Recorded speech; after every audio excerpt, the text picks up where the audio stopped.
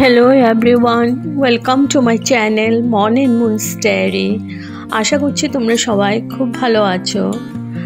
আজ আবারও চলে আসলাম একটা নতুন রেসিপি নিয়ে। আজকে আমি বানাতে চলেছি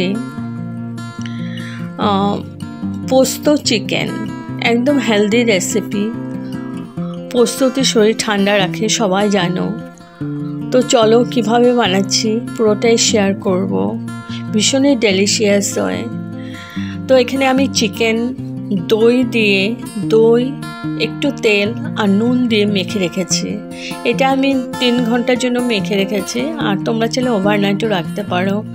এখানে আমি নিয়েছি আলমন্ড আর নিয়েছি পোস্ত। প্রথমে আমি ড্রাই পেস্ট করে নেব, ড্রাই পাউডার করে নেব, তবে পেস্টটা খুব ভালো হয়।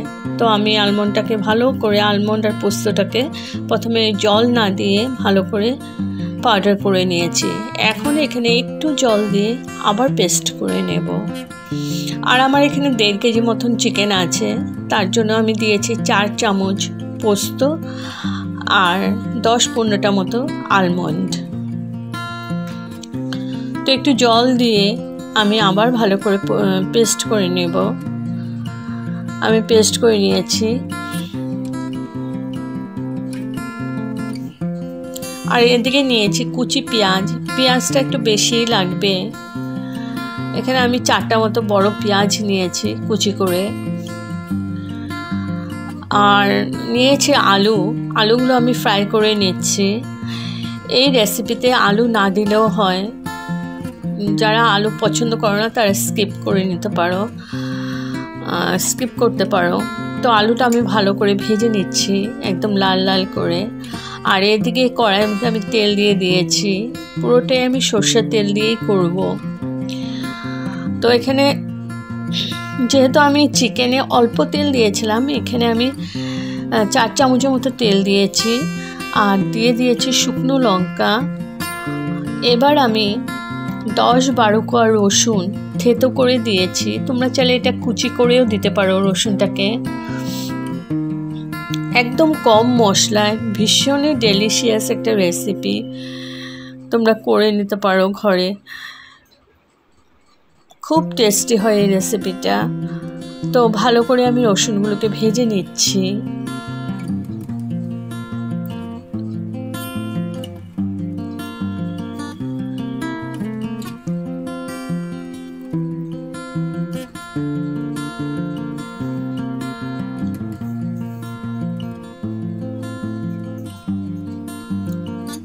তো রসুনগুলো আমার ভাজা হয়ে গেছে। এখন আমি দিয়ে দিচ্ছি পেঁয়াজ কুচি। এবার পেঁয়াজ কুচিটাকেও একটু ভেজে নেব।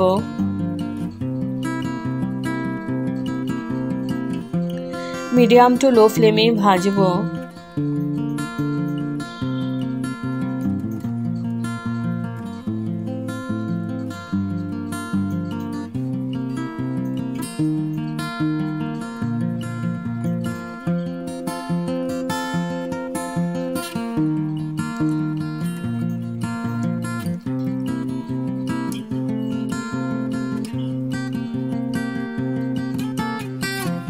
তো পেঁয়াজটা আমি ভেজে নিয়েছি।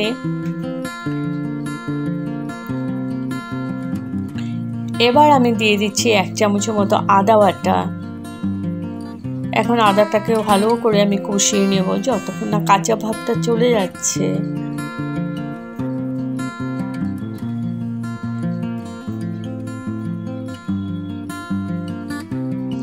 আর এদিকে আলুগুলো ভেজে রেখে দিয়েছি।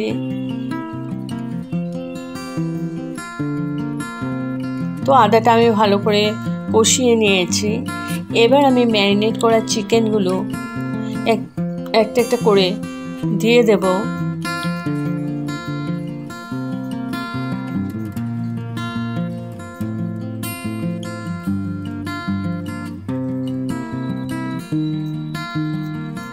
তো দিয়ে দিয়েছি। আর বাকি যে নিচে দইগুলো রয়ে গেছে ওইগুলো আমি পরে দিয়ে দেব। এবার আমি ভালো করে নাড়াচাড়া করে চিকেনটাকে ভেজে নেব। আর এখন আমার হাই ফ্লেমেই আমি চিকেনটাকে ভালো করে নাড়াচাড়া করে ভেজে নেব। যখন কালারটা একটু চেঞ্জ হয়ে আসবে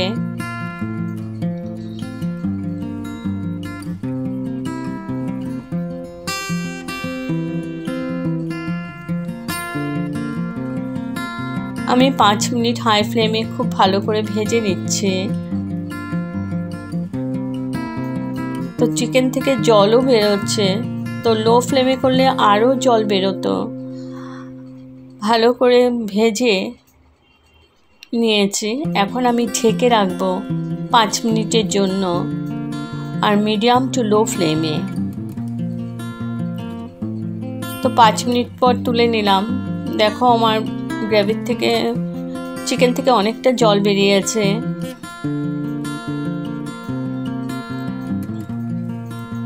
এখানে আমি এক্সট্রা জল দেব না।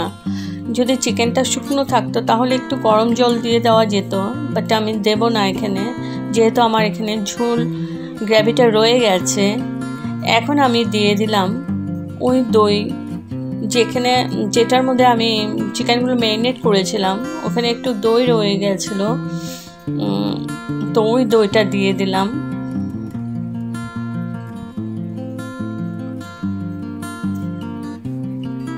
এবার ভালো করে নাড়াচাড়া করে নিয়েছি, আর দিয়ে দিলাম আলু, কারণ আলুগুলো সেদ্ধ হতে হবে।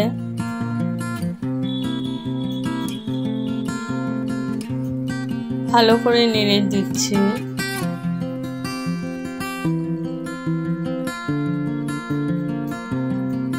এই চিকেনটাতে আমি হলুদ ইউজ করব না।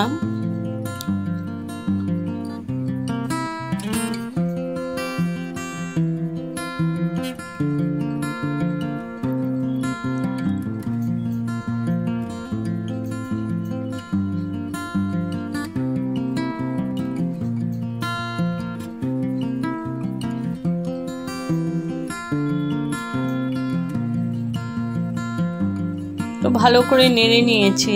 এখন আমি ঢেকে 10 মিনিট কুক হতে দেব, যাতে চিকেনটাও সেদ্ধ হয়ে যায় আর আলুগুলোও সেদ্ধ হয়ে যায়।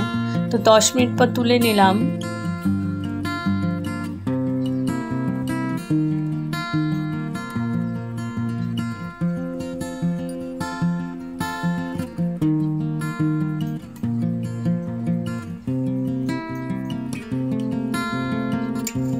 তো আমার চিকেন আলু দুটোই সিদ্ধ হয়ে গেছে।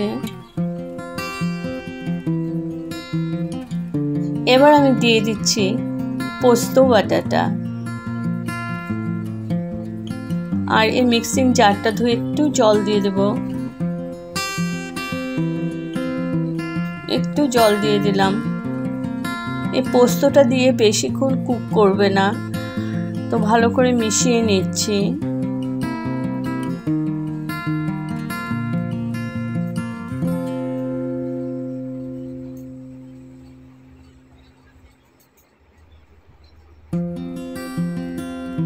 ভালো করে মিশিয়ে নিয়েছি। এখন হাই টু মিডিয়াম ফ্লেমে রয়েছে।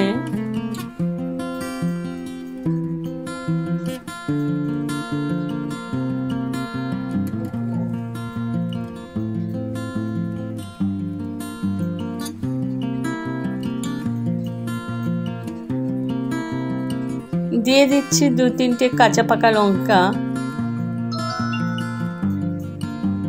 তোমরা চাইলে লঙ্কাটা চিড়েও দিতে পারো, আর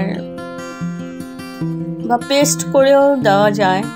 যখন পোস্ত আর সেটা করেছি আলমন্ড, তো ঝাল বেশি পছন্দ করে ওখানে লঙ্কা দিয়ে পেস্ট করে নিতে পারো। তো আমার অলমোস্ট হয়ে গেছে। এখন আমি ঢেকে রাখলাম স্ট্যান্ডিং টাইমের জন্য, গ্যাস অফ করে। তো আমার ready to serve posto chicken বা চিকেন পোস্ত, ডেলিশিয়াস একটা রেসিপি। যদি আপনাদের এই রেসিপিটা ভালো লেগে থাকে তবে like, share, thank you for watching, subscribe করতে ভুলবেন না।